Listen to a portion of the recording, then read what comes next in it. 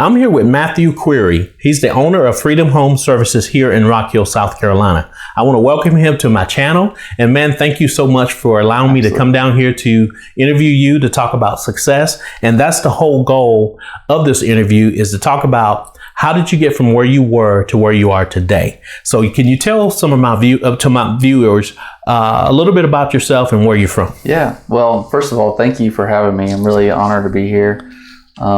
I really like to get the opportunity to tell about my past, and because it's really what has made me today. But I was born and raised in Indiana. Indiana, okay. Yeah, born and raised in Indiana. Graduated from Purdue University. Served my country in the Indiana National Guard up there. Deployed with the 101st Airborne during Operation Iraqi Freedom. Oh, appreciate your service. Yeah, absolutely. You're welcome.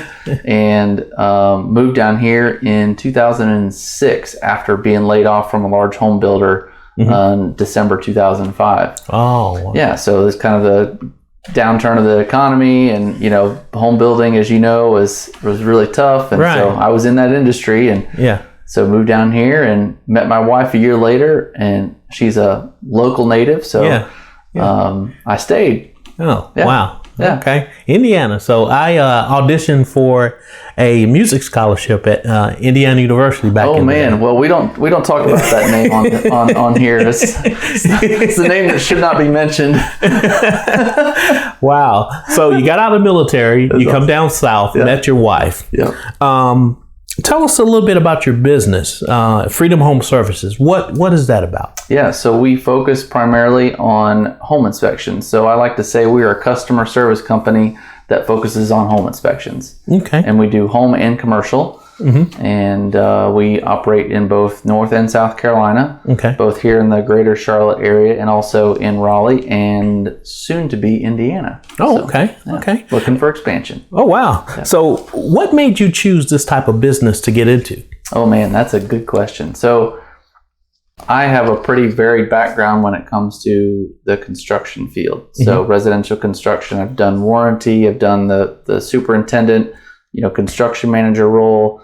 I've had the opportunity to do modular home construction, which involves like land development and clearing, wells and septics and all that stuff. And in a roundabout way, I ended up coming to a place in my life where I just had a lot of knowledge and skill that I'd been able to accumulate over the years through people that had trained me. And I had a really great mentor by the name of Scott, who said that he saw that I would be a really good inspector. And I didn't agree with him at the time, actually. And the main reason I didn't was because I didn't like home inspectors. Oh. Because when a home inspector would come to my job site, they didn't always have the knowledge and skill that I possessed, and they didn't like to partner with me as the builder. I'm running 20, 30, 35 houses at a time. Wow. And they're there looking at that one. Right. And where they have a few hours to look at the house, I have a few minutes maybe in a day. Wow. And so they come in and find things that I may have missed, not because I'm a bad person or I'm a bad builder, but because I just don't have the time. Right. And so they would communicate that to a way that would bring distrust with the clients that I was working at and trying to establish a relationship with. So anyway, after I left the construction industry, I decided that I did want to do and pursue home inspections. Right. I actually made that decision before I left, but I already had my South Carolina builder's license. And so I went back and I got my South Carolina home inspections license. And then I started to work on my North Carolina home inspector license. Oh. So that's kind of how I got there. Right. Yeah. And you started, was it around the time when the bubble burst, 2005, 2008 is when all that got you into it, or was it much later after that? It was later after that. I actually did get laid off again in 2008. 2009, I started working for the modular home company. In 2011, I actually went and got my my builder's license through South Carolina. So it wasn't until much later I started my company in 2016 So we've been inspecting for about 5.5, coming up on 6 years now. Oh, okay. Yeah. 6 years. Yeah. So you're a true success story. You've had a couple of jobs that work out. You moved down here from way up north. Way up north. Way up north. Super cold. Yeah. Met your wife and you basically started from scratch. Yes. And how did you know that you had the right idea for starting the business? I know how you kind of got into it, but how did you know you had the right idea for this business? Well, one, I had a desire to serve people, and I felt like a pretty unique perspective for how to do it. And that was to take more time to do the home inspection. So if you hire another competing home inspection company, you may pay the same amount, maybe even a little bit more, but they're going to take a lot less time on site. So I decided I wanted to build my business on quality versus quantity. Right. And so instead of doing maybe 2, 3, 4 inspections, depending on the size of the house and location, we choose to do 1 to 2 a day. And so I thought that would be really unique, because when we can come in and we can take our time and slow down, we can make an impact positively for our client. Right. So if we're rushed through it, we may maybe check all the boxes. We might even miss some of the boxes. Right. But it's a big deal. There are thousands of components in a house, and you never know what you're going to run into. Right. So you made it more personable to, like getting to know the customer, kind of personalizing everything by slowing it down. Absolutely. One step at a time, instead of, like you said earlier, I think you said 20, 30 houses or something to do one a day, and you can pretty much customize it to what you need. Yes. So that's how we do our pricing and our timing on site. It's kind of an algorithm. You just plug and chug. If it's a 500 square feet bigger than the house before it, we're probably going to add more time to it and add more price because it takes longer. Right. If it's a crawl space, it's going to cost a little bit more, but it's going to take a little bit longer. Right. Because it's a crawl space. Exactly.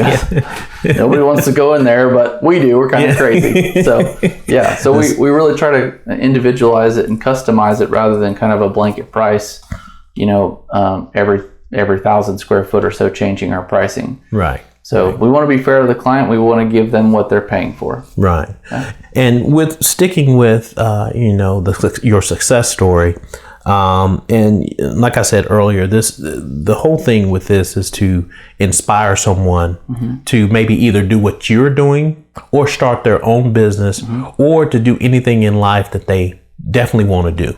Yeah. And just hearing your story, I know it's going to inspire someone because, based on me talking to you before and then getting to interview you're one of those guys. You're just a true success story, and, just like myself, I've come from different things to get where I'm at. I may not be a millionaire, but becoming a millionaire doesn't necessarily define success. That's right. Absolutely. My definition of success is not where you're at now, it's where you came from. I really love that because my definition of success is not necessarily how big my business is. We have a pretty nice sized business, but I've chosen to build my company around more family values. Right. So, and I met you at church. Absolutely. Yes. Yeah. So I have 4 kids. Yeah. And so we're at church. We go to Elevation Rock Hill and have since 2011. We're heavily invested there and we believe in giving back to the community. But around the company and the family values, we really believe that if we serve our people, our internal people, that they will go out and then turn around and better serve the people that we are coming to contact with on a daily basis. Right. And one of the ways we do that is providing more time on site, which allows people to complete their inspection report with their app on their phone, and then only having to spend a smaller amount of time doing the inspection report at home. So instead of sitting in front of a computer, you can be spending time with your family. Right. So everything that we do is focused on the family and how can we make it better for our employees so that they have more family time. Absolutely. Yeah. Absolutely. And doing that, that cuts down on advertising because word of mouth is everything and a lot of times in business. Yes. So I love the way y'all have that model set up. Thank you. With your success, with your business, with success, sometimes there becomes adversity. Yes. And most business owners that I meet or interview, if I had some adversity I had to overcome. Did you face any adversity or anything that you had to overcome, or anybody tell you that you couldn't do it, but you overcome it anyway? Yeah. Anything like that? Yeah. So even before I started this business, I would say the biggest adversity I had was myself. So a lot of pride, thinking that problems that existed in my life were because of other people. And through, again, a series of events, and I would say God showing me areas that I needed some improvement. And he took me to some pretty dark places. But through that, I was able to discover that it wasn't necessarily somebody else, it was me. So that was the first thing. The next thing is actually I'm currently kind of walking through it now. So we had a really, really great year in 2020. We grew 110%. Wow. Yep. It was an amazing year. It was a kind of touch and go, as you remember, in 2020. Yeah. But ended up being a really, really fantastic year. And 2021 had made some investments to expand the business, and it didn't quite pan out. Right. And the market is shifted and changing, and right now it's 2022, and a lot of people are bypassing the home inspection process, right, because they want to get that house. And even though that's not a very wise decision, in my humble but accurate opinion, that has really caused us to the business to decrease. Wow. And so I'm currently walking through that kind of adverse situation, and we've lost some good people because of that on the team. Right.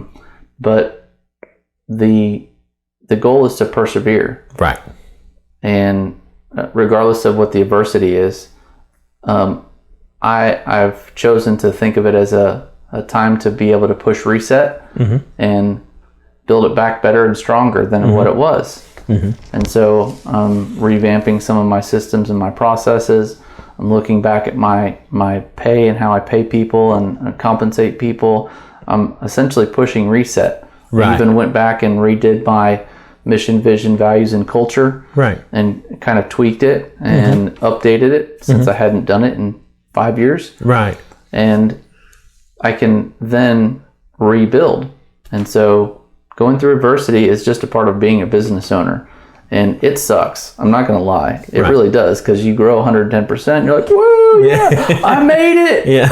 I made, and then things don't pan out the way that you expect. Right.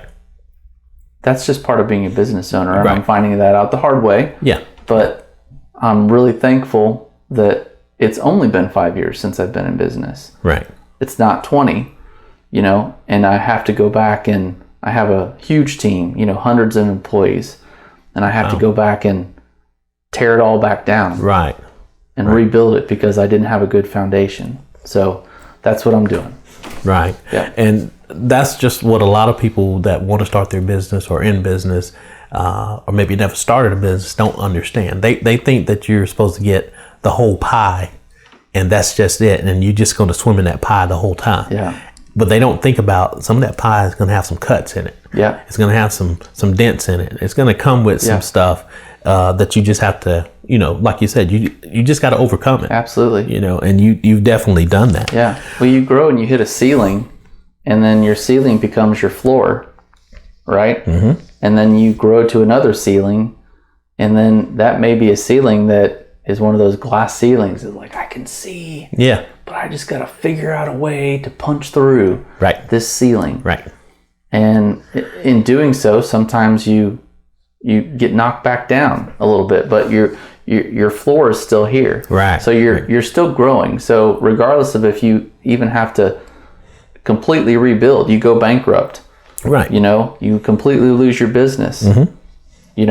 You're not dead. Right. I mean, you're still alive, and you're able to, in this great country, rebuild and learn from your mistakes. Exactly. So, what a lot of people like just hearing you talk is, what I've learned is, when they hit rock bottom, what they lack is not that you can't make money or you can't grow your business. Mm-hmm. You have a lack of ideas of how to get around those adversities. Mm-hmm. And you've pretty much come around a lot of different things, Yeah. so that the information that you're giving, obviously it's going to definitely help people. But I want to ask about any mistakes that you may have made or you wish you could have avoided by doing your business that could help someone maybe, I like that tip. He gave me some advice on some mistakes, how if they wanted to get into this type of business, or any business advice on mistakes that you wish you could have avoided. Yeah, probably making financial decisions without really having a budget in place. As a serial entrepreneur myself, one of the biggest mistakes that I made was making decisions to grow the company without really having a budget for that. So when you're an entrepreneur, you often have little ideas, lots of ideas in my case. And instead of really doing the proper planning and execution for those ideas, you just say, I'm really excited about that idea. This could bring some growth to the company, but you don't take into consideration all the factors, like what do you need? Do you need a vehicle for that? Do you need more people for that? Yeah. What's the budget for the people? What's the salary going to be like? Right. What are the tools that you're going to need? How sustainable is this? Does the market even support it? Right. So I've definitely made that mistake and have tried to learn from that. I would not say that I'm completely healed of that. Right. Because I do still get pretty excited about ideas. But I think that's what, one of the things I really like about being an entrepreneur is that I have the freedom to make the decisions, and I can bounce it off some mentors, and they may say yes, they may say no. One of the things I'm trying to do in my business is look at what other people do and go the opposite way. Right. So go the road less traveled. Right. So one of the changes I recently implemented was that I was going to pay my inspectors more on the weekends. So we don't currently work on the weekends. We work Monday through Friday. Again, we want family time. I also want family time. I don't want you calling me on a Saturday and Sunday. I got 4 kids that want my attention. But I made that decision because I want to honor my employees, but I also want to be able to provide them the opportunity to make a little bit of extra income if they choose to want to work on a weekend. So what are your company's goals, and how do you plan on growing or scaling your business? Yeah. So I kind of mentioned at the beginning that we're in the Charlotte area and the Raleigh area. My goal has been for a while to grow into Indiana because it's my home state. Okay. It would bring me a lot of pride to own and operate a business in Indiana. I don't want to move there. If my parents are watching this, sorry, but it's too cold. But I would love to be able to grow into areas, especially where I have family. So grow into Nashville area. But the goal is growth. So what I've always said though is that I'll be a small company and keep my values intact. I want to operate a company of integrity, of honor, and one that is, can be able to be a champion of philanthropy in our communities that we serve. Right. If I can't do that, then I don't need to have a company. Wow. I want to be able to give back. It's not just to grow to make money. Right. It's grow because there's opportunity to be able to serve people. Right. So and give back. Yeah, absolutely. So I have some other goals too. I have a small company. It's an environmental company. I'd like to grow that. It's primarily centered around a lot of the ancillary services that we might do for home inspections. Like I mentioned, I have my contracting license, and so I would like to pick up some contracting stuff someday. And then I also have a virtual assistant company. And so these are all really small. I would consider them kind of nothing companies. They're, but their own separate LLCs and tax IDs and all that stuff. And so I've been through a couple of layoffs. Right. And the reason for that, all these different companies, is I want to create an opportunity not just for me, but for the people that work for me to be able to shift. Wow. So if home inspections dies off, I don't see that happening. But if it does, then we have a contracting company, because a lot of the guys that work with me are handy. Right. So they can pick up work there. And even for my office staff, people that answer the phones, operations people, the virtual assistant company, we could pick up some virtual assistant clients and allow them to continue to earn income. Right. Again, the goal is growth, but I want to grow to be able to help other people too, because I've been through some really hard times. Right. Getting laid off, especially when you're newly married. Oh yeah. You know, just got married and then get laid off before you're even a year into your marriage. Oh man. Oh, way to be the provider there, Matthew. It's awesome. I can only imagine. Yeah. So I want to be able to do that. And that's kind of how I'm formulating my goals. And I have some other business ideas and some other things that I'd like to expand into when it comes to it. But I read this great book. It's called Who Not How. Yeah. So it essentially focuses on you not necessarily doing the work. It's finding someone to do the work that's good at that job and letting them do the work. Right. I can provide the vision. Right. I don't have the time to run all these businesses. Right. Yeah. So who, not how. So it's not necessarily how can you build another company? How can you add another ancillary service? How can you grow into another market? Who can grow into another market? Right. Who can add another ancillary service? Right. Because it's not me. Right. Like, I'm one guy, and like I said, my family comes first. Right. And I'm already struggling with that. That's a real struggle with an entrepreneur. You got to shut it off. Exactly. So I've got to find other who's. Right. And so that's kind of where I'm at now. Yeah. And basically surround yourself with people that are smarter than you. Absolutely. You know? Yeah, it's John Maxwell, isn't it? Yes, exactly. Yeah. Exactly. You have to do that. Yeah. People don't understand that. They want to hire their brother that didn't graduate high school. They don't know nothing. Yeah. You know, but they have somebody over here that they could pay a little bit more money that has a degree in it that's been doing it for 50 years, and you get where I'm going with it. Absolutely. You know, if you don't have people around you that don't challenge you, you're not going to have a very successful business. No. You want people that will push the envelope and that will challenge you and that will speak up when there are things that are wrong.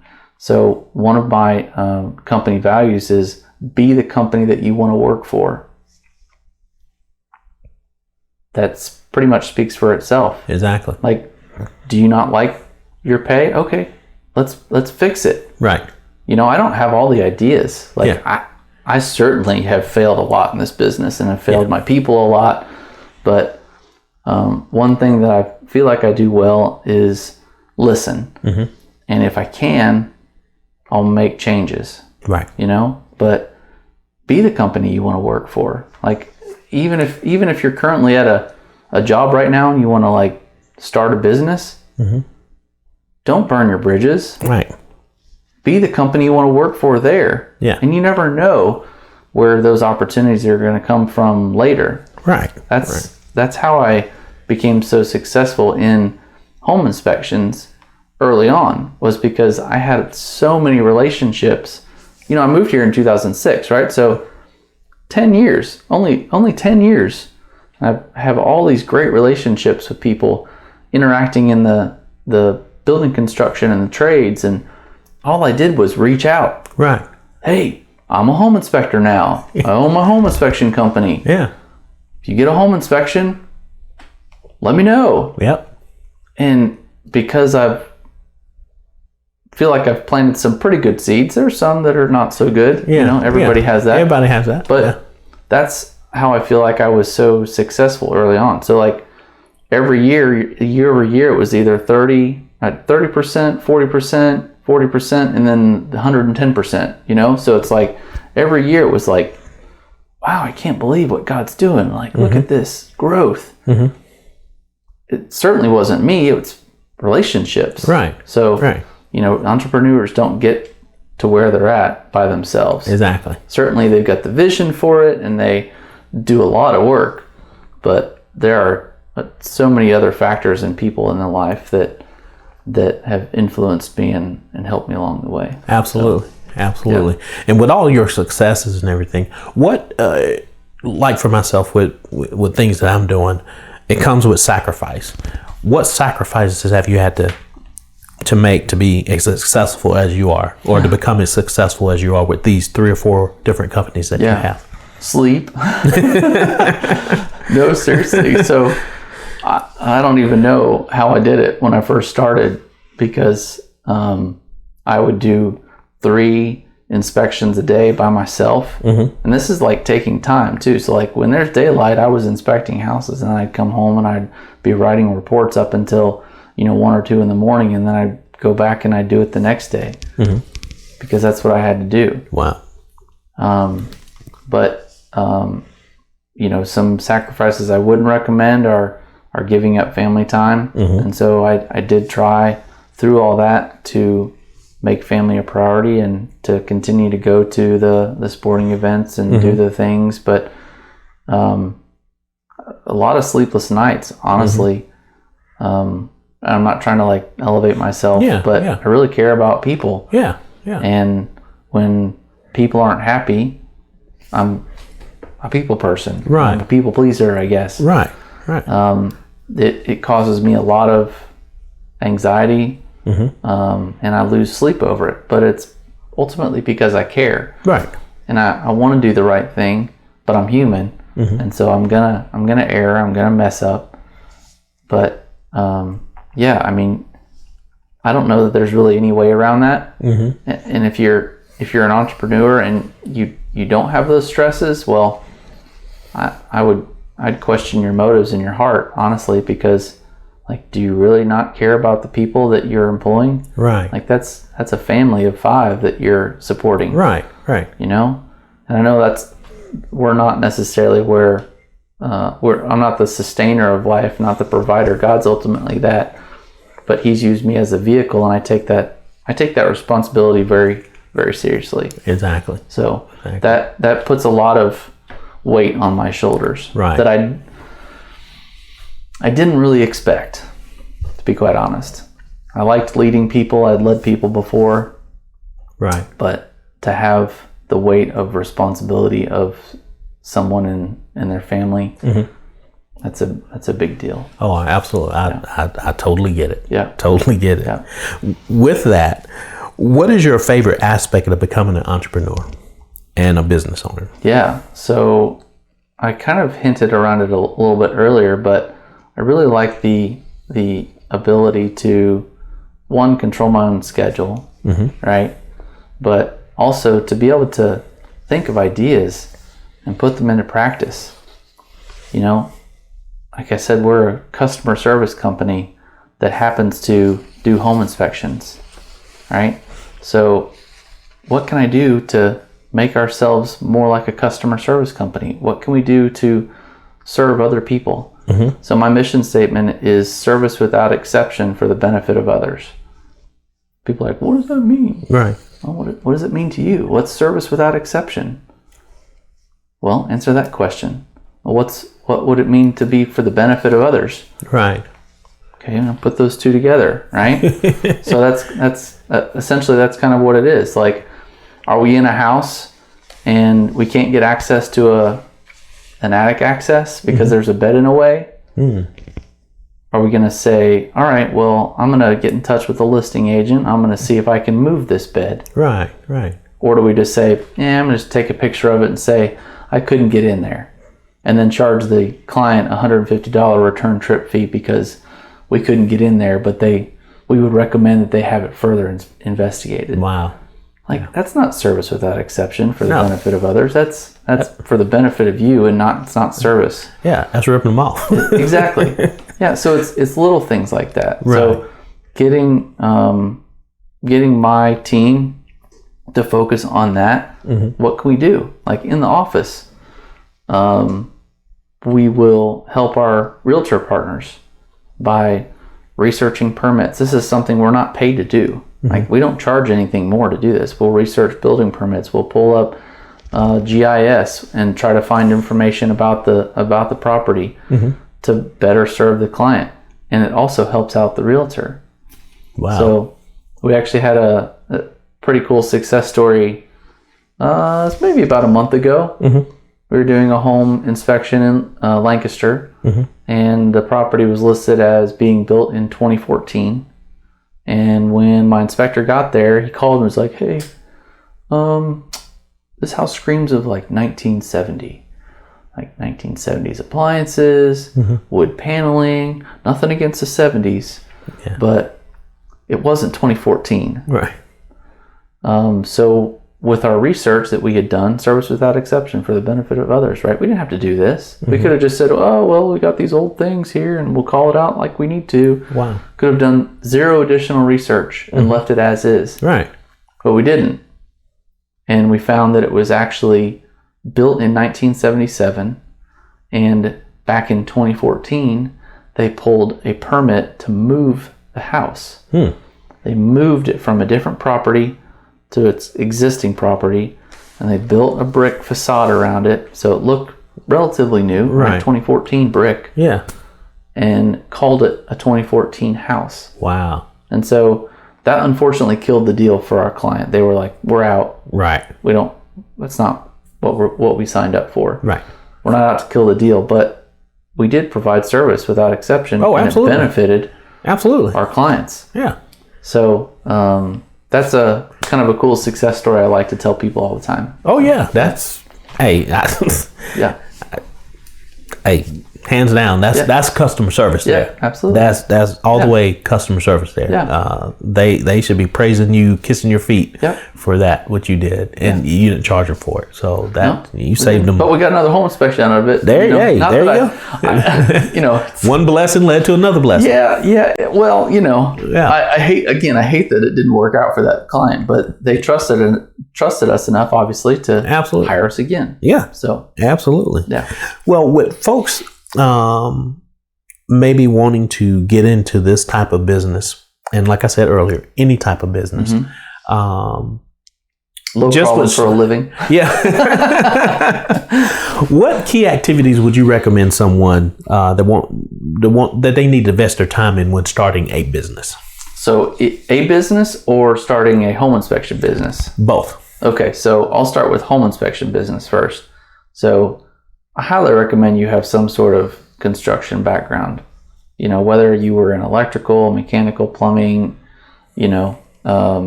but if you worked on a job site and your primary role was picking up the dumpsters, then you didn't work in construction, right?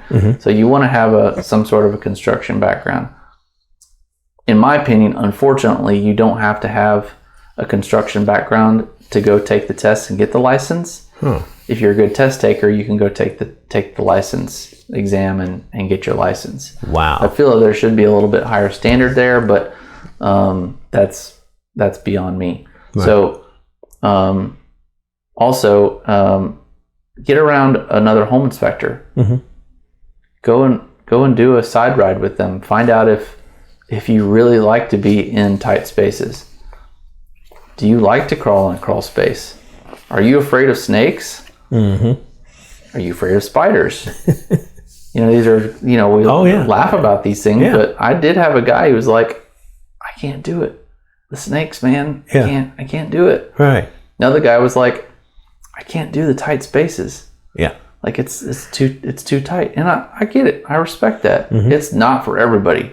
We are slightly crazy, those of us that go into the crawl space for a living. And you don't even have a weapon with you. No, I do not. No, I do have a pocket knife, but it doesn't really. Unless they get close to you. No, and I don't think people want me shooting up underneath their crawl space anyway. Why do I have a hole in my pipe? Well, see, what had happened was. Yeah, exactly. Saw a snake. Oh, okay, it's forgiven. Yeah. No. Yeah. So, as far as like getting into business for yourself, find a mentor, and a mentor that is worth something is going to be highly sought after, and you're going to have to pursue them. So, if they have books, read those books. That's a great way to start. So there's lots of great books out there to read. I love John Maxwell. He's a leader. Yep. Leadership books. Yeah. You know, I'm currently actually reading the John Maxwell Leadership Bible. So if you're a Christian, the Leadership Bible by John Maxwell is awesome. So it takes leadership skills and incorporates it into God's Word. So, so even if you can't physically get a mentor, you have lots of books and things that you can read up on and help yourself to kind of get ahead of the game. Right. And then there's in Rock Hill, there's really great organizations that you can help you to get going. So like the Gravity Center, downtown Rock Hill. I mean, it's an awesome organization that can help you kind of get off the ground, right? So there's another one, Black Leadership Council. Is that what it is? So I recently met the lady who kind of runs that. And I was Dawn like, Johnson.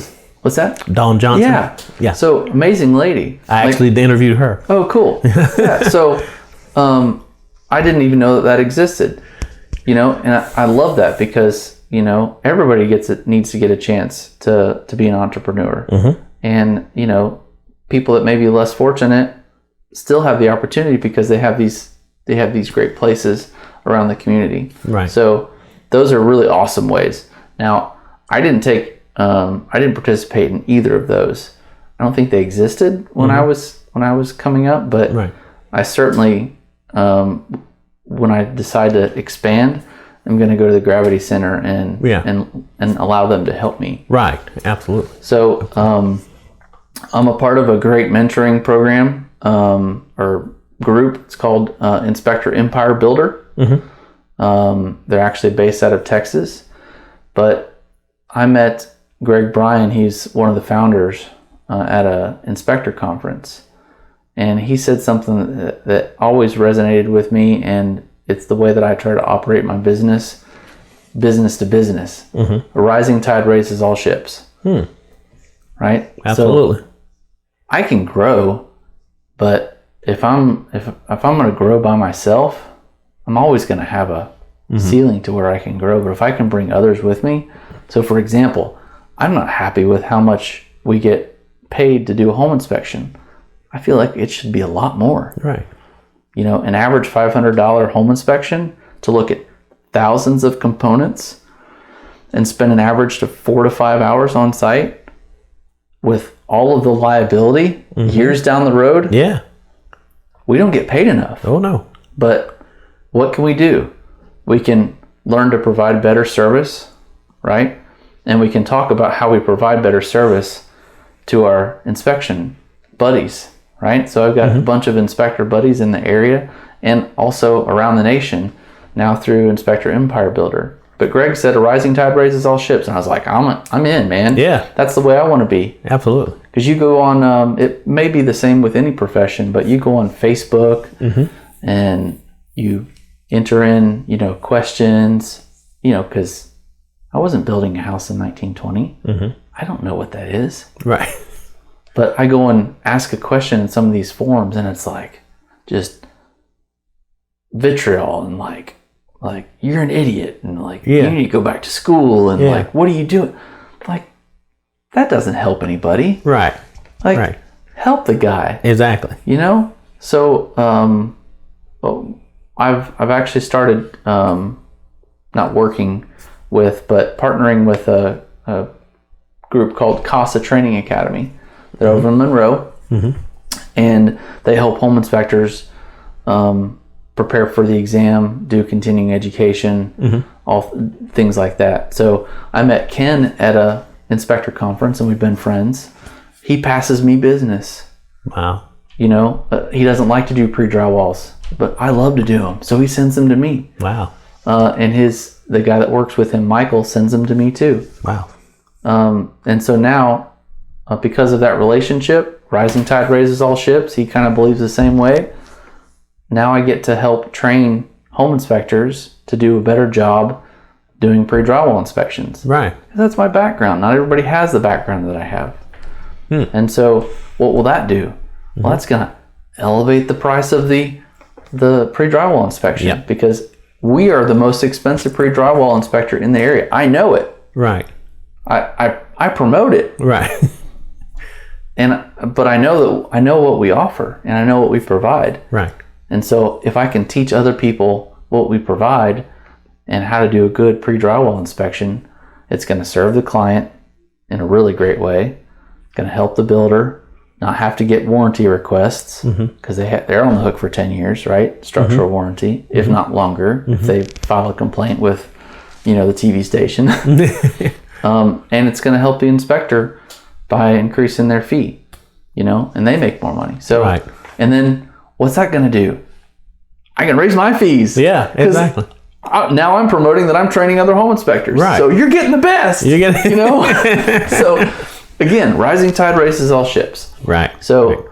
I know your question was kind of like, how do you get into business? But no, I love having mentoring. Yeah. And books. There's so many books out there. I've got lots of books. Yeah. My wife actually gets on me because I look at all these books and I do it all digitally. So anyway, it's all for show. It's all for show.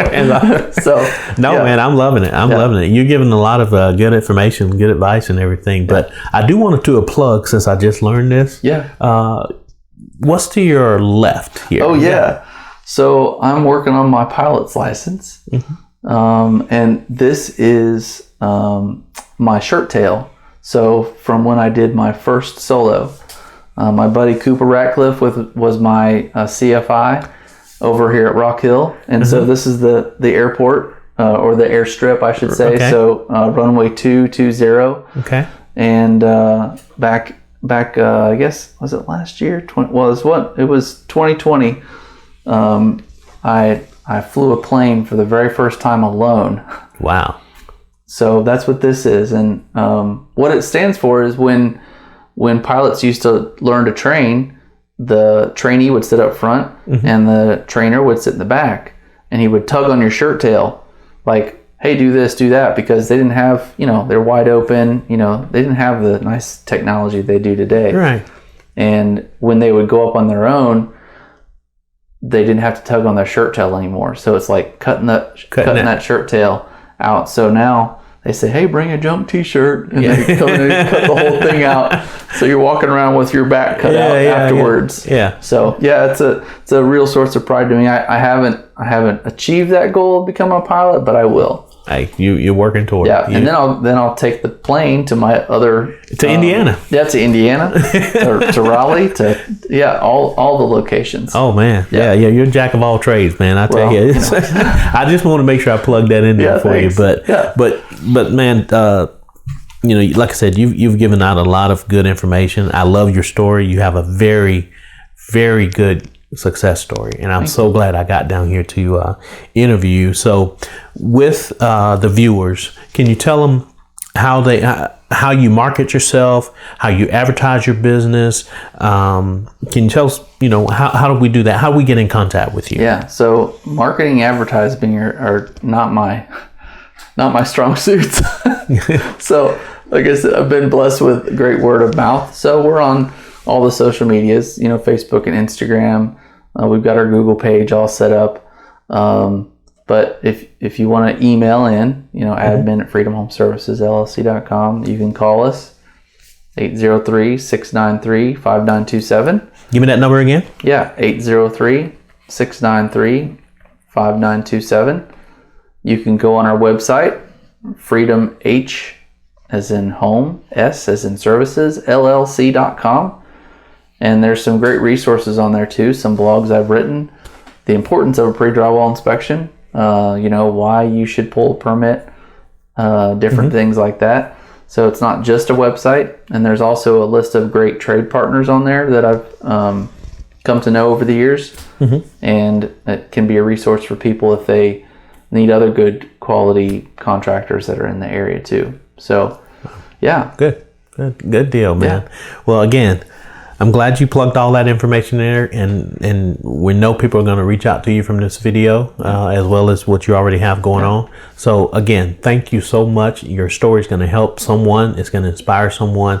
And again, I'm so glad I got to interview you, man. So thank you so much for allowing me. Thank you. Yeah, it's been a pleasure.